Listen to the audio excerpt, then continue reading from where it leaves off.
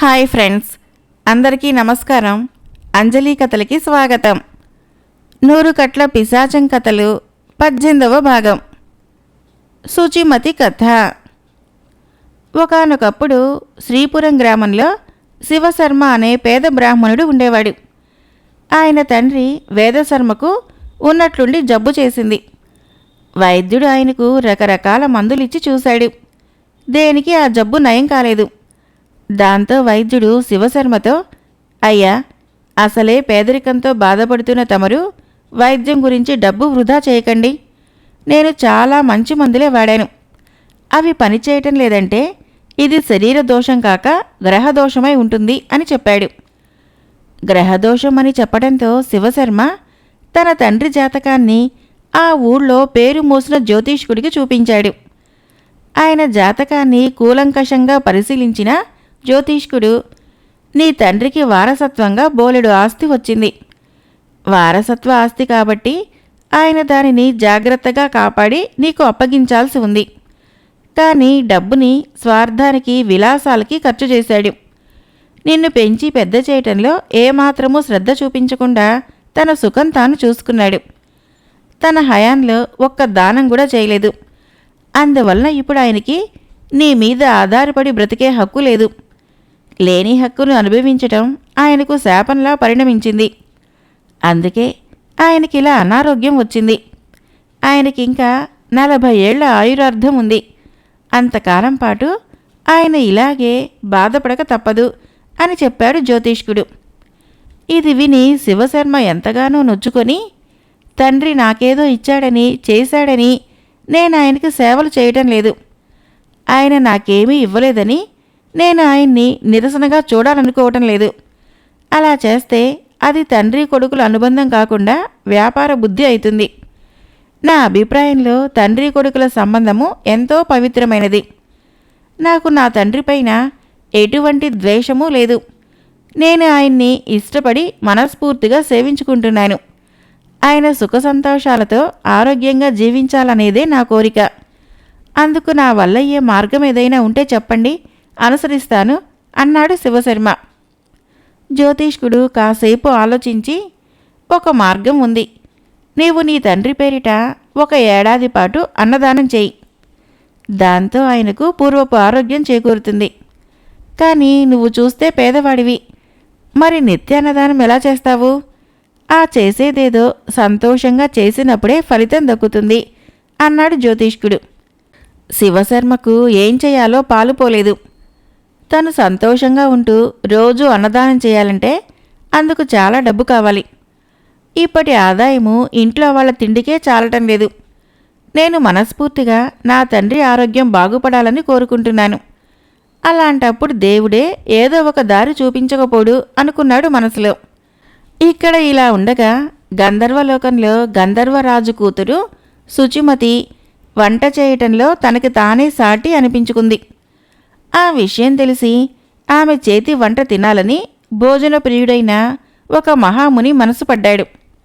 ఆయన గంధర్వలోకానికి వెళ్ళి గంధర్వరాజును కలుసుకొని, నీ కూతురి పాక ప్రావీణ్యం గురించి విని రుచికరమైన భోజనం కోసము ఇంత దూరం వచ్చాను అని చెప్పాడు.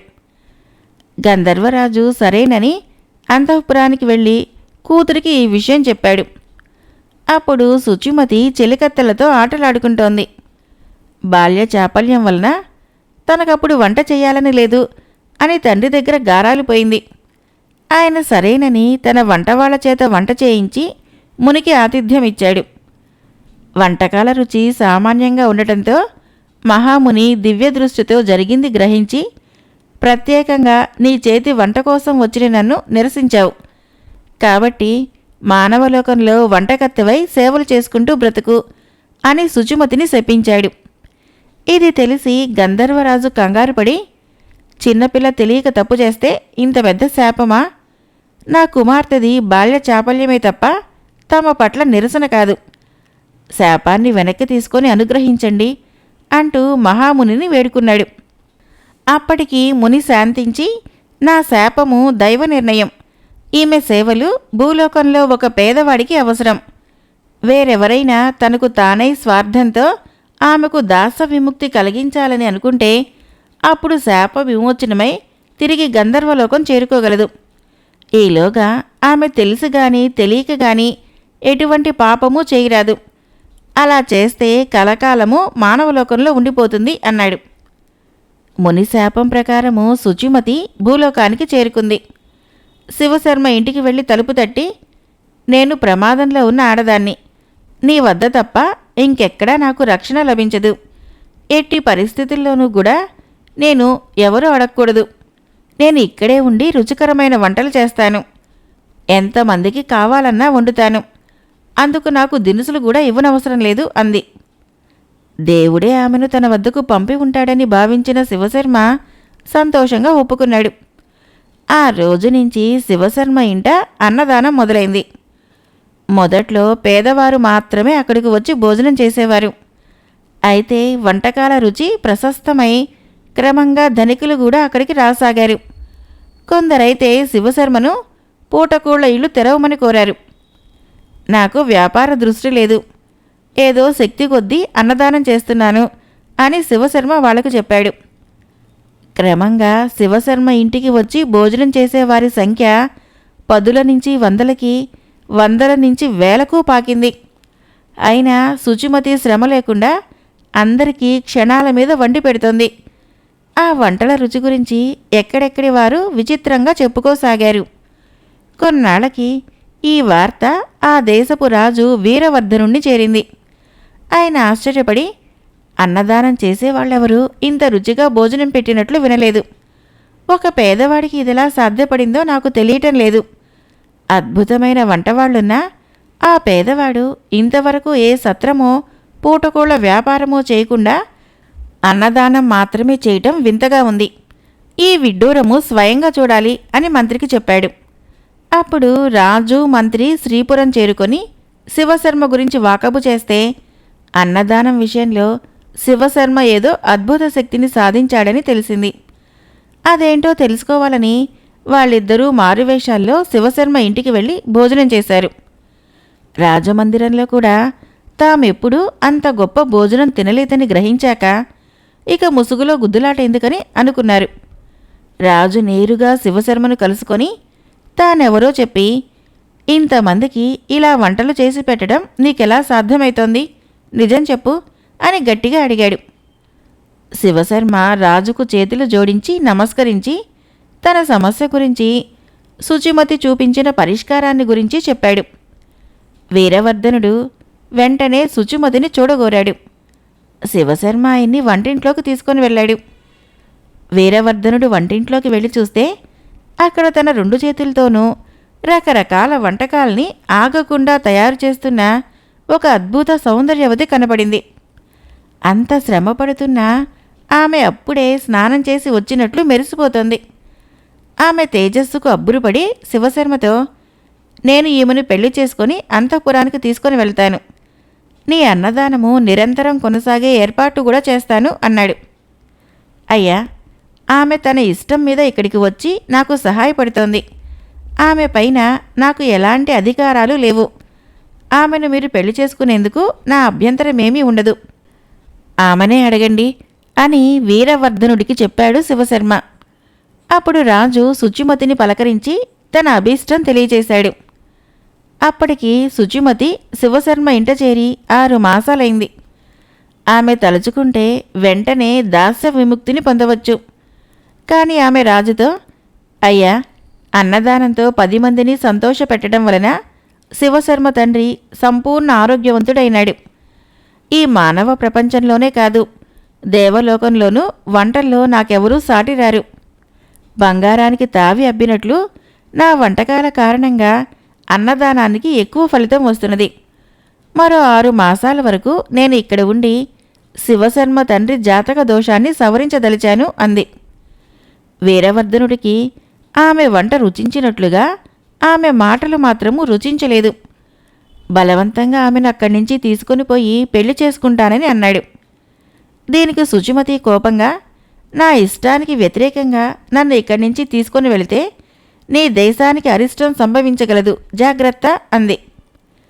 వీరవర్ధనుడు ఆమె హెచ్చరికను లెక్క చేయలేదు. ఒకే ఒక్కరోజు గడివిస్తున్నాను.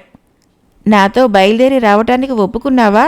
సరే లేదా శివశర్మనే కాదు, ఈ ఊరినే సర్వనాశం చేసి వెళతాను అని బెదిరించి వెళ్ళాడు.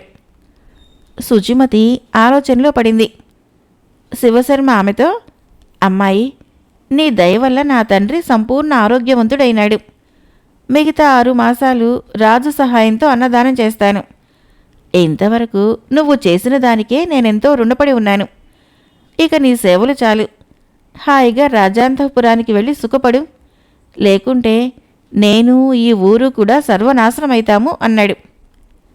శుచిమతి నవ్వి, నీవు ఈ ఊరు నాశనం కాకుండా ఆపగల శక్తి నాకుంది. అయితే అందుకు నన్ను ఇష్టపడిన వాడికి అపకారం చేయాల్సి వస్తుందనేదే నా బాధ.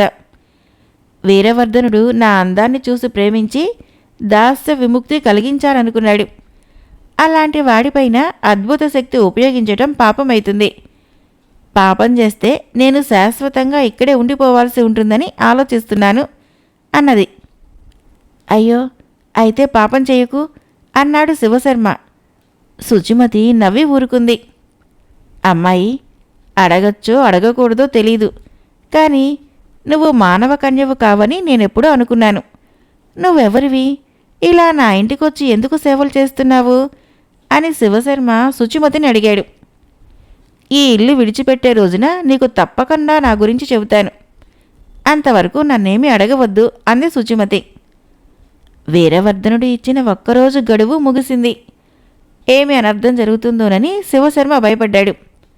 కానీ ఉన్నట్టుండి రాజుకి పక్షవాతం వచ్చి కాలు, చెయ్యి, నోరు పడిపోయాయి. మంత్రి రాజును తీసుకుని రాజధానికి వెళ్ళిపోయాడు.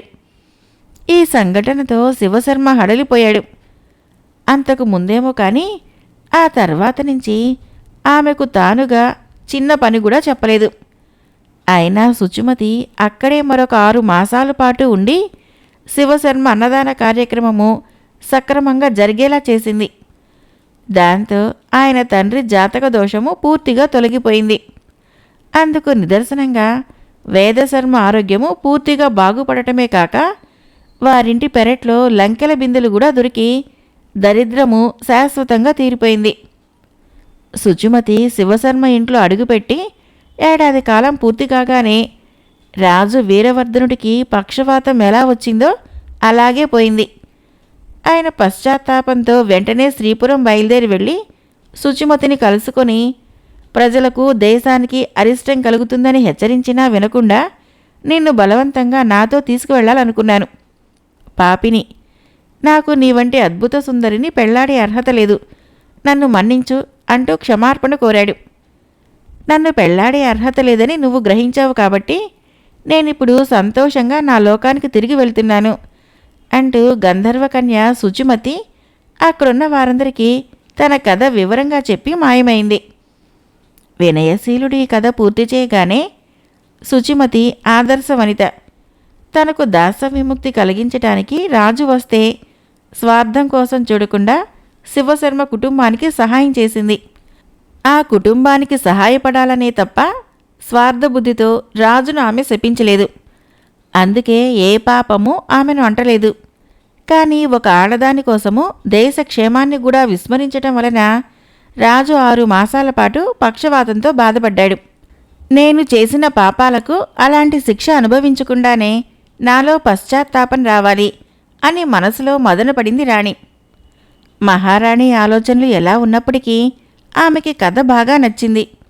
ఆమె కథని మెచ్చుకోగానే వినయశీలుణ్ణి ఆవహించిన 100 కట్ల పిశాచానికి మరో కట్టు విడిపోయింది. మర్నాడు వినోద ప్రదర్శనకు ముందు యథాప్రకారము కథ వినటానికి మళ్లీ వచ్చింది మహారాణి.